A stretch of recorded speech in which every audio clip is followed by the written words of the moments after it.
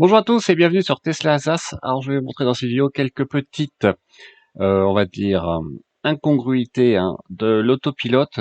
Là par exemple, vous voyez le GPS, malgré la version 2021 qui me dit que la limite de vitesse est de 10 km/h, alors qu'effectivement un Rexheim c'est quand même plus élevé que 10 km/h, c'est 50 au niveau où je me situais.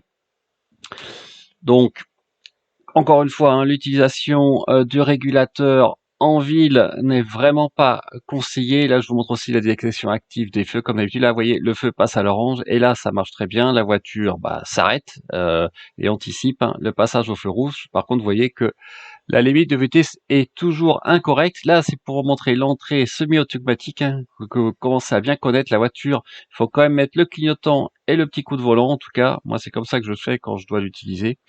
Et là, ça va devenir très intéressant. On arrive en Suisse et il faut remontrer les panneaux digitaux en hauteur qui ne sont pas reconnus et restez bien jusqu'à la fin parce qu'elle va voir que c'est différent avec des panneaux non digitaux. Et vous voyez aussi que la limite de vitesse n'est pas correcte, puisque là en théorie je devrais être à 60, il y a limitation en 60 et là la voiture pense que c'est 80 d'après les données GPS. Et puis surtout, regardez bien les feux qui apparaissent avec la ligne rouge, la ligne verte de temps en temps, alors qu'on est sur une voie rapide. Et ça, honnêtement, ça ne devrait pas apparaître puisque ça fait des petits freinages fantômes. Et puis surtout, les feux ne devraient pas être considérés sur les voies rapides, sauf si vraiment j'ai un feu rouge. Et encore, c'est quand même des cas très très particuliers sur autoroute. Là, la voiture considère qu'il faut que je confirme pour passer au feu vert dans certains cas. Sur les voies rapides ou autoroutes, évidemment, là, ça ne devrait pas être le cas. On va voir encore un autre exemple bientôt, là, toujours en arrivant sur Bâle. Regardez bien, on va avoir un feu qui apparaît, voilà. Et vous voyez là, il était clignotant orange et j'ai la barre devant qui apparaît. Mais si la voiture considère qu'il est rouge, je peux avoir des petits freinages fantômes. Donc c'est moyen, faut garder bien le pied sur l'accélérateur, alors que là, on utilise vraiment le régulateur de vitesse sur les voies rapides et autoroutes, mais là c'est particulier ici en Suisse. Et là, regardez bien le panneau 20 qui est au-dessus de la route, en plein milieu, et bien est reconnu par la voiture comme un panneau 20. Là, je vais vous montrer quelque chose d'autre. Vous voyez, j'arrive près des motos qui se étaient fusionnées en deux, puis finalement il y en a une, puis deux qui réapparaissent. C'est plutôt sympathique à voir, mais la voiture arrive quand même à bien les reconnaître. Là, c'est vraiment assez impressionnant. Et puis, évidemment, la Vétus s'ajuste. Là, pour vous montrer aussi la consommation, qui était assez exceptionnelle, à 130. En revenant du travail, j'étais en dessous des 150 Wh/km à 130. Alors, je devais avoir un peu de vent d'eau quand même, mais c'est exceptionnel. Dès que les températures remontent avec ma Model 3 de 2019, on gagne beaucoup, beaucoup en autonomie. C'est pas J'ai pas moi la pompe à chaleur, d'ailleurs comme sur la nouvelle Model S ou Model S Plaid où la pompe à chaleur évoquée par Elon Musk marche particulièrement bien. On consommerait au moins 2 fois moins qu'avec le système de chauffage précédent de la Model S. Donc gain aussi en autonomie, mais bon, c'est pas la seule voiture à proposer une pompe à chaleur. Et là, vous voyez, on continue notre petit bonhomme de chemin, toujours très agréable sur l'autoroute. J'avoue que ça fait un bon moment que j'ai pas eu de freinage fantôme sur les voies rapides et sur les autoroutes. Alors je fais quand même très attention, mais j'ai l'impression qu'ils ont quand même amélioré le système. Ça veut pas dire que ça peut pas arriver, mais franchement, c'est encore plus reposant qu'auparavant. Par contre, la voiture la considère que il pleut. Et donc me conseille de diminuer ma vitesse de 10 km/h, alors qu'objectivement il pleut plus. Je ne suis pas sûr que la voiture détecte que la route est mouillée malgré les avancées de Tesla en termes de détection d'objets. Donc concrètement, voilà, on n'a pas vraiment de progrès majeur en termes d'autopilote depuis les nombreuses mises à jour sur la 2021.4 point quelque chose, mais au moins au niveau des freinages fantômes, c'est clair que c'est nettement mieux qu'avant, et ça c'est un très très bon point. Alors je vais parler aussi dans la deuxième partie de vidéo de la Model S Plaid et probablement aussi de la Model S avec son nouvel affichage qui est vraiment, j'avoue, qui en jette avec le GPS qui peut afficher en entier sur l'énorme écran 4/3 avec, vous avez tous les menus maintenant qui peuvent être disposés comme vous voulez sur l'écran. Là, il affiche pas les points d'intérêt, la circulation. Là, vous avez la recharge de la voiture. Il va faire après apparaître le menu avec toutes les fonctions de la voiture. Là, on voit les raccourcis hein, pour ouverture des portes, etc. Là, vous avez le drag race, comment démarrer en mode drag race avec votre plaid.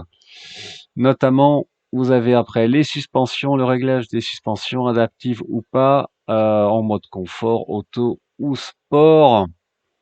La hauteur, si je ne m'abuse aussi, de la suspension, la charge. Bon là, a priori pas de grosse différence. L'autopilote, là c'est intéressant aussi. Vous allez voir après dans la suite de la vidéo qu'il active l'autopilote avec le bouton du volant, hein, yoke à droite, différent de la Model 3 où on utilise le commodo. Après, vous avez la fermeture des fenêtres, des portes, etc., etc. Là, il n'y a pas de grosse différence avec nous. Fermeture cité, fenêtre quand vous fermez, condamnez la voiture. Les éclairages, le display avec la luminosité, la langue, etc. Alors ça c'est intéressant, c'est les données trip A, trip B comme on avait avant dans la Model 3, les données de voyage. La sécurité avec les régulateurs, les vitesses de régulation, etc., etc. Ici, vous avez les services avec la pression des pneus qu'on a vu en haut, et puis là, le software de la voiture avec la version de carte qui était toujours de 2020, donc ça c'est intéressant, alors que nous on a 2021. Ici, la réglage de la clim qui est nouvelle, hein, qui ressemble beaucoup à la Model 3. Vous avez aussi au niveau des sièges, la ventilation, soit la chaleur ou la ventilation des sièges, froide entre guillemets, avec l'air ambiant. Ici, on passe au niveau du multimédia avec la musique. Les caméras, ici, on peut choisir d'afficher que la caméra arrière ou les deux caméras latérales. Le menu déroulant avec les différentes fonctions que vous pouvez disposer comme vous voulez, la musique, le calendrier, etc. La partie multimédia avec YouTube plus le browser qui a l'air de marcher relativement bien, c'est le moins qu'on puisse dire. Après, bah voilà, vous avez la musique. Et puis là maintenant, on va passer plutôt à l'autre écran, hein, devant le volant, où il y a aussi des belles animations maintenant. Et vous allez voir, avec les vitesses à droite, l'heure, à gauche, vous avez les phares, et vous allez voir aussi l'affichage de la vitesse à droite. Et ce qui va nous intéresser plus particulièrement ensuite, c'est alors la détection des feux, etc. L'affichage est très ressemblant à ce que nous on a sur la Model 3 sur l'écran principal. Là, vous avez le stop aussi qui apparaît bientôt. Et je vais vous laisser profiter aussi du bruit. Et regardez bien, quand il active l'autopilote avec maintien dans la voie, là, c'est vraiment différent. Et il a l'impression qu'il clique aussi derrière pour passer le mode drive au début. Et maintenant, je vous laisse profiter du bruit.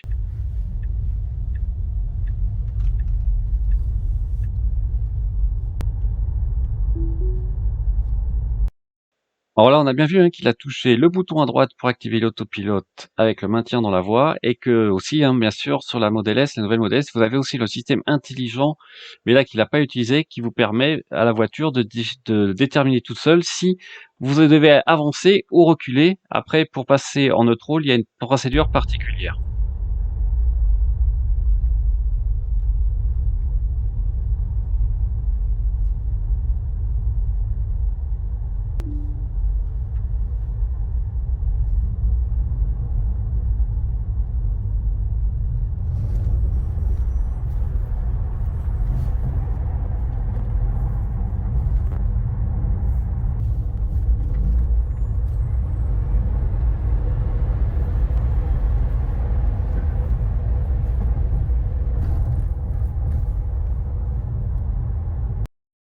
Alors là, on a pu profiter aussi hein, de quelques moments d'accélération hein, assez fulgurantes de la plaid, et j'avoue que je suis intrigué aussi par ce nouveau volant. On a vu qu'il a un peu d'hésitation hein, pour tourner comme il met sa main droite.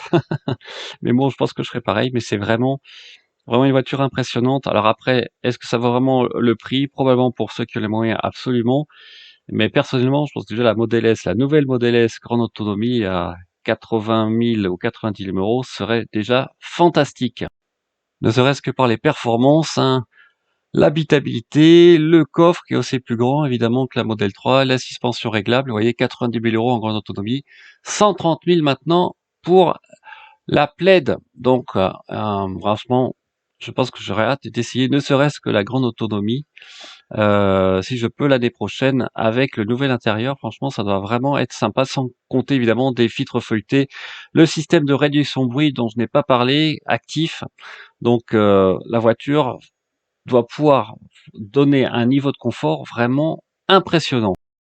Sur ce, je vous souhaite une très bonne semaine. Je vais préparer une commande de stickers avec mon nouveau logo Tesla Alsace que j'offrirai avec grand plaisir à tous ceux qui viendront le 3 juillet au Markstein. J'espère qu'il fera beau, je croise les doigts.